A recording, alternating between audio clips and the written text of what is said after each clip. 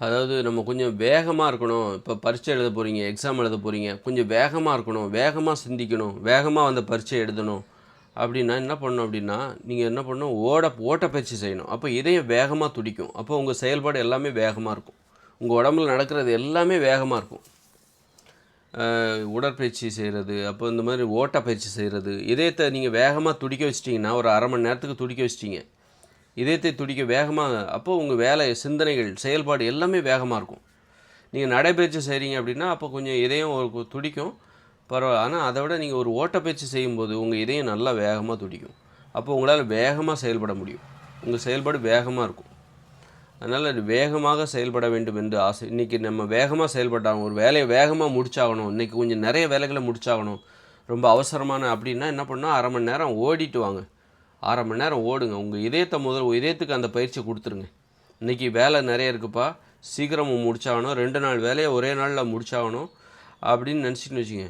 அல்லது இன்றைக்கி ஒரு தேர்வு இருக்குது, சீக்கிரமாக நிறைய எழுத வேண்டியிருக்கு, நல்லா எழுத வேண்டியிருக்கு அப்படின்னா என்ன பண்ணோம், ஒரு ஃபாஸ்ட்டாக, அல்லது ஒரு நுழைவுத் தேர்வு இருக்குது, அல்லது ஒரு இன்டர்வியூ இருக்குது, நம்ம ஃபாஸ்ட்டாக அந்த பதில் சொல்லணும், அது நம்ம வேலை அப்படி இருக்கணும் அப்படின்னா என்ன பண்ணணும், நம்ம இதயத்துக்கு முதல்ல அந்த பயிற்சி கொடுத்துடணும்.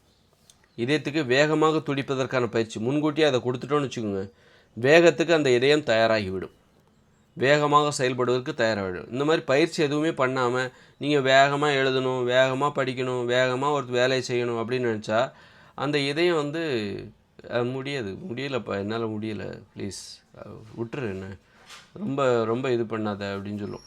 அதனால் இதயத்துக்கு நீங்கள் ஒரு பயிற்சி கொடுங்க. நுரையீரலுக்கு இப்போ நீ வேகமாக ஓடும்போது இதயம் மட்டும் துடிக்கிறது இல்லை, நுரையீரலும் வேகமாக துடிக்கும். நுரையீரல் இதயம் வேகமாக துடிக்கும்போது ரத்த ஓட்டம் வேகமாக போகும், எல்லா உறுப்புகளும் வேகமாக வேலை செய்கிறது. நீங்கள் ஓடும்போது விளையாடும்போது, ஓடி ஆடி விளையாடும்போது உங்கள் இதயம் மட்டும் வேகமாக படக்கு படக்குன்னு துடிக்கிறதில்ல, ஒரு நுரையீரலும் வேகமாக செயல்படுது, ரத்த ஓட்டம் வேகமாக போகுது.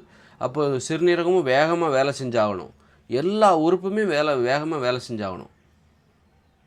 அதனால் இதை நம்ம புரிஞ்சுக்கணும். அப்போ இன்றைக்கி நமக்கு ஒரு வேலை இருக்குது, இதை நம்ம இன்றைக்கி முடிச்சாகணும்.